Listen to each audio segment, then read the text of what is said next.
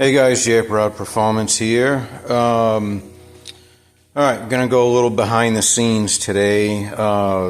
Customer sent this in, said, I don't remember if he said it was losing second or didn't have second anymore. This is a unit I built. It's a C6. It's something I built, God, I don't know, at least 10 years ago. I think I freshened this up maybe 3 years ago or something. I don't want to give any customer names just because of privacy policies and things, but for the purpose of this, let's just call him Richard.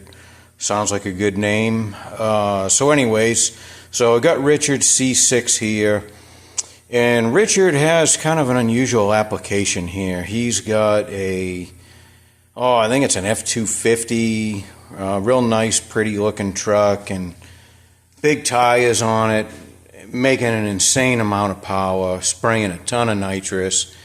And he drag races this quite frequently, and I believe he drag races in four-wheel drive, so this thing hooks up. Pretty brutal, and I don't know if he still does, but he used to drive this on the street, and some other torturous things that he does to it. I'm not exactly sure, but anyways, so I've taken this apart, and basically what I've found is, I'll show you, and I probably didn't even change this the last time I was here. I don't know, because I don't have, this is one of the old original Ford rigid bands, from the 60s. These are really good bands, and you can't get them anymore. I have to make them new now. I make them a little different, but looks like it was originally a red lining. You can see it's all black, and it's pretty well burnt up. So that would be why his second gear was fading away on him. Now, there could have been an issue that caused that, but in a situation like this, he's honestly doing more with it than I recommend or advertise. I believe he's up around 1,300 horsepower, and like I said, a lot of nitrous, and I honestly don't know if that number is with the nitrous all in or he's spraying nitrous on top of it. But what you have to understand about these horsepower numbers, and because everybody always wants to ask, all right, how much horsepower is this thing good for? Well, that doesn't tell us much. I mean, horsepower is horsepower, but what we care about is torque, and even more importantly, people just overlook the fact of what the load is. And we've got a very, very heavy vehicle, over, I don't know what those weigh, 5,000–6,000 pounds. He's got big wheels on it and stuff, and he's drag racing with all that power and nitrous and four-wheel drive. And we're running a tight converter on this. This makes a difference too, because the converter would normally what the converter normally does is absorb some of the shock between the engine and the transmission. And I know I've tightened the converter up a couple of times as he's increased nitrous and things over the years, and just wanting it to couple more and more. And man, it's anytime you do this, it really puts a strain on the transmission. So I want you to understand that. And in all honesty, I'm impressed that this thing works as well as it does. Like I said, I've built this, I'd say 10 years or more ago, and have only ever seen it one other time. And this is not a guy who doesn't race. He does. He enjoys racing, and he goes. It hasn't sat around for 5 years, looking at it in the garage. This is something that gets used.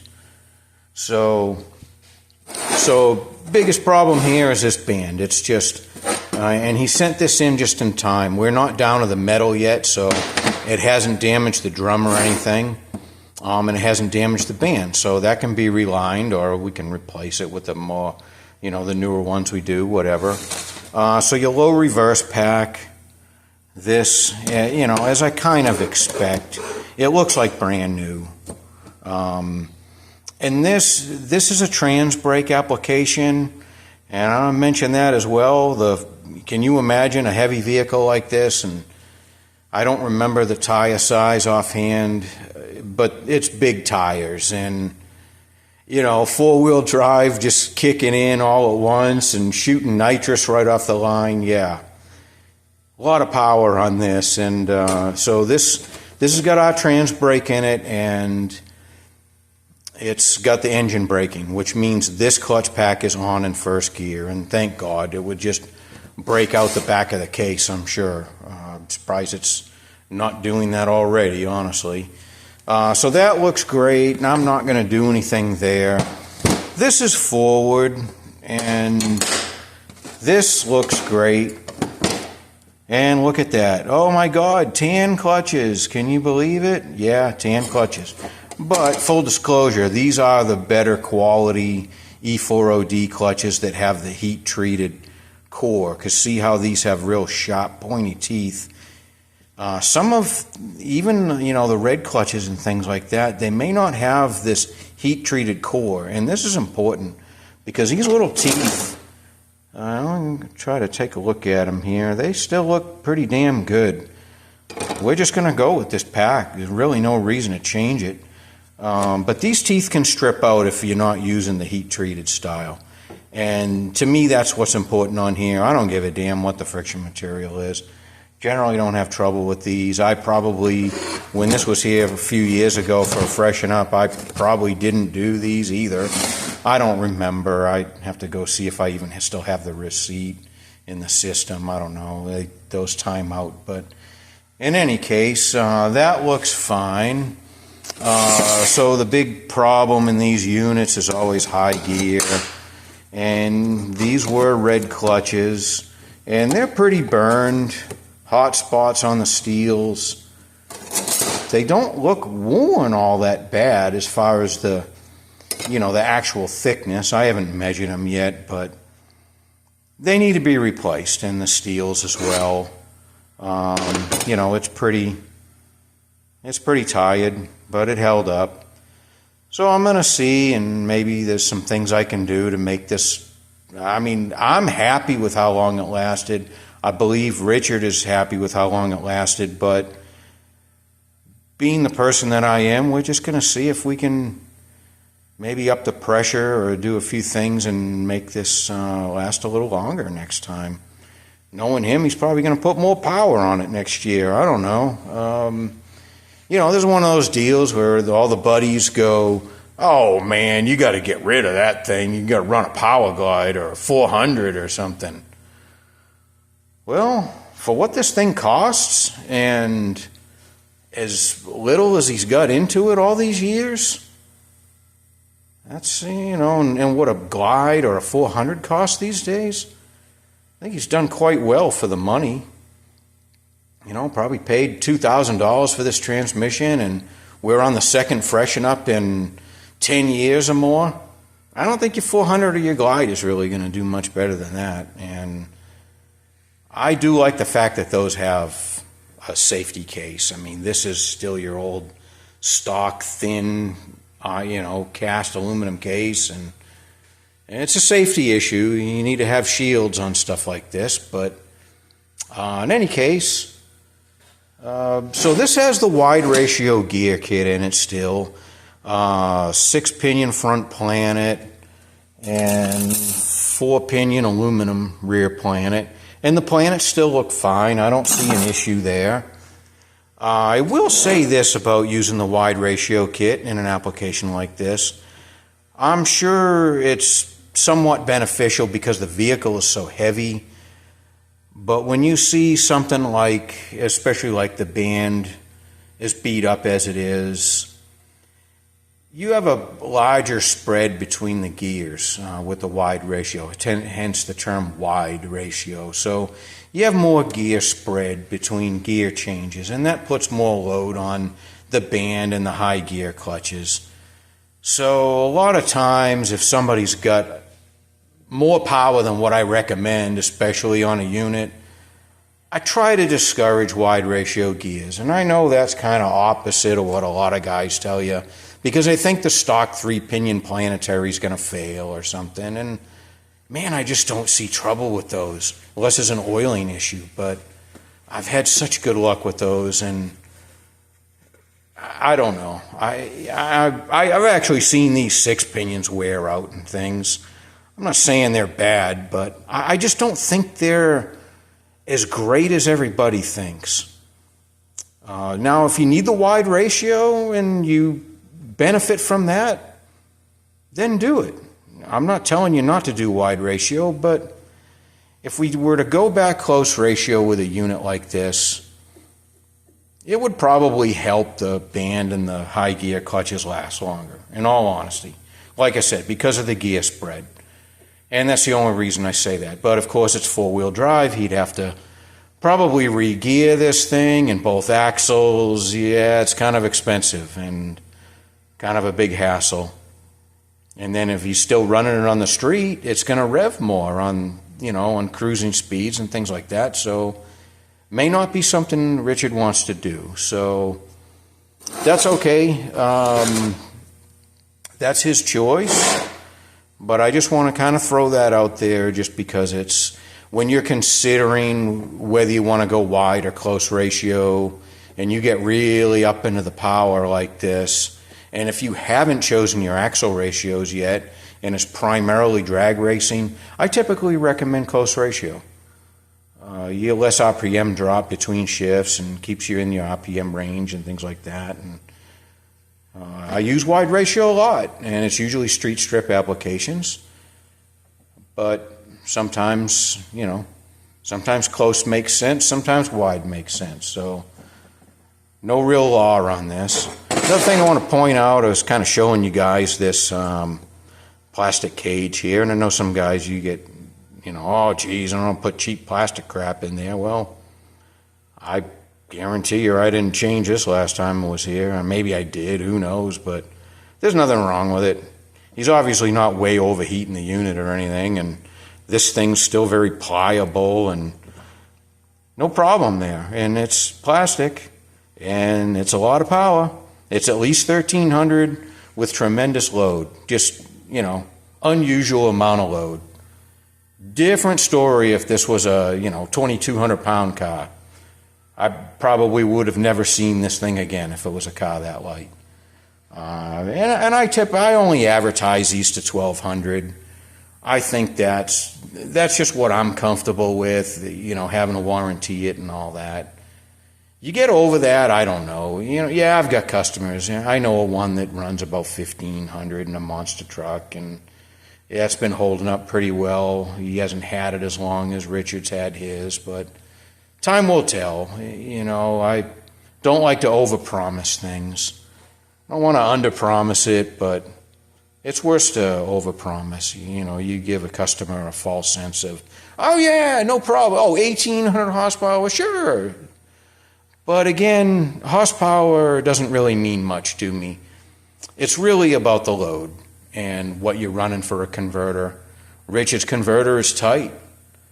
He's just got such a badass motor and so much nitrous. I don't know. I think he's shooting 500 nitrous or something. I'm honestly not sure, but I'll have to get that information from him again, but I just don't remember too many people. But anyways, I just thought I'd share this with you and kind of see everything, and don't really see a lot of problem here. This is just a typical freshen up, which is nice. Nothing broken, nothing really worn that I can see so far. Of course, I haven't, spent a lot of time with it yet and washed everything, but pump, it's getting a little worn, but no, certainly not worn where I think we need to replace it. We can see that it's been used, but it's in great shape, honestly, and I'll mic everything and I'll double check that before this goes back to the customer. But I wanted to show you too, kind of been talking about doing bearings and things. So here's your parking gear, and this is just an old washer that, nothing's ever been done to it. God only knows how many miles are on it. There's an old used washer I put in here, and it's fine. It's a little discolored from age, but I just want to point out, there's no wear here. If you're getting wear here, you have something pushing on your drive shaft. You know, your drive shaft's too long or something of that nature. This is a 4x4, so there's a transfer case involved. But guys that put bearings here on the parking gear and tell you got to do that, you just don't. It's fine if you want to, but you just don't have to do that. Another washer here. Again, another old washer. God only knows, you know, probably 40-year-old washer. Sorry, Richard. Yeah, it's an old washer. You probably don't want to see old parts in here, but I'm sorry, you got an antique transmission, so it's, you know, no reason to change this. This doesn't wear. This goes between the direct drum and the forward drum. There's no pressure on it. And I'm going to go over all this in more detail in another video about doing bearings and things and bearing conversions and all that, or what's necessary and what's not. Here's another one. Here's your selective washer. Again, old washer. Just needs to be the right thickness to get the right end play, and you should not see wear here. And you can see rub marks on it, or that something spins against it, but it's certainly not worn. This is going to go another 10, 20, 40 years, who knows. Another washer here. This one here, and I had another video I did on the wide ratio kit where we have a plastic spacer that replaces this for using the early drum on the wide ratio. This is a bronze washer, and there's no wear on it. Most of the factory ones were plastic anyways. It only goes in reverse, so no need to put a bearing here.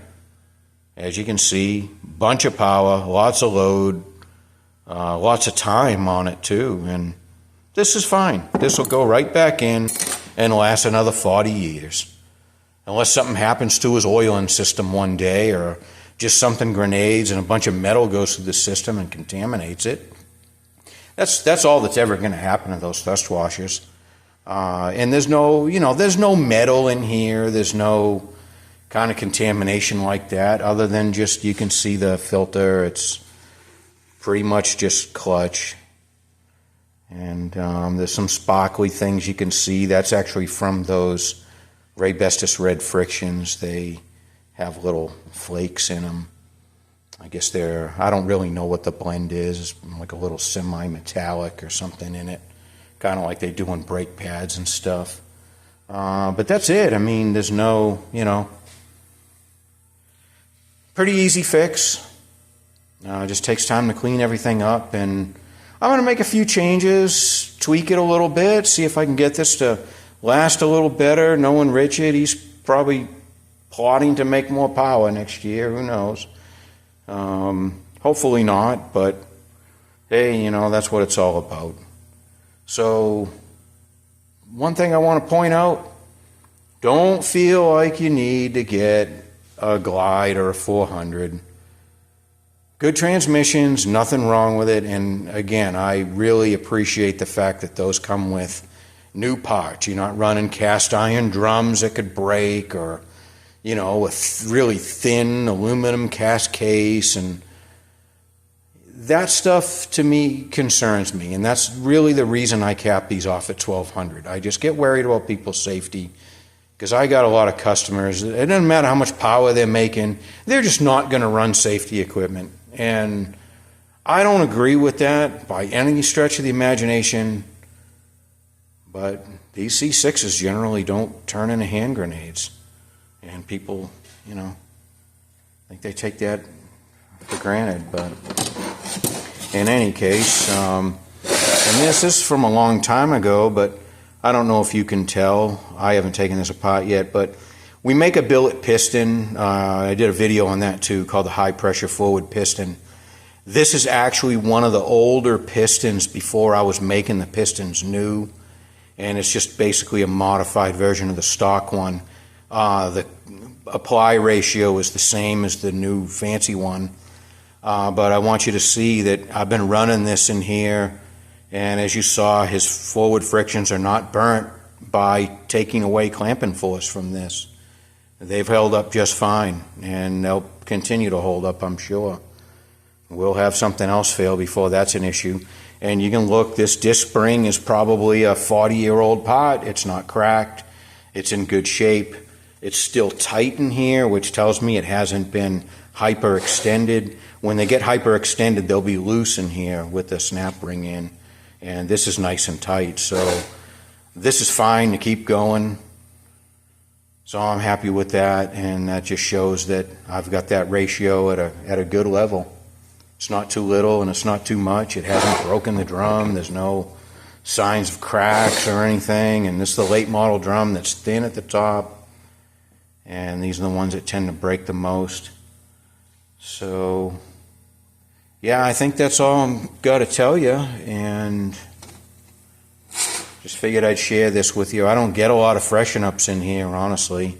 Mostly what goes out is new builds, and I never see them again. And generally don't hear from people again, so either I'm doing a really good job or people are so pissed off they don't come back. I don't know which, but I like to think it's because I'm doing a good job, and I'm honest. You know, if I think you've got an application that I can't help with, I'm going to tell you. I'm not afraid to turn down a job if it's not the right thing to do. Some of these jobs, some of these things people ask me to do, I don't feel comfortable with, and I won't do it. But if I tell you, sure, I can build it for that application, you can be pretty sure that it's going to be reasonably reliable. I don't lie and say things last forever. They don't, but they tend to last pretty good. And if you can beat the shag out of something like this all year long and not have any downtime, I think you did well. Something like this probably should be serviced every year, honestly, and I know it's a hassle, but I've seen a lot of guys struggling with having to rebuild units every 2 or 3 races. Not mine, of course, but just stuff people buy and somebody sells them something. Oh yeah, that'll work. Yeah, it'll be fine. Tail light guarantee on it though.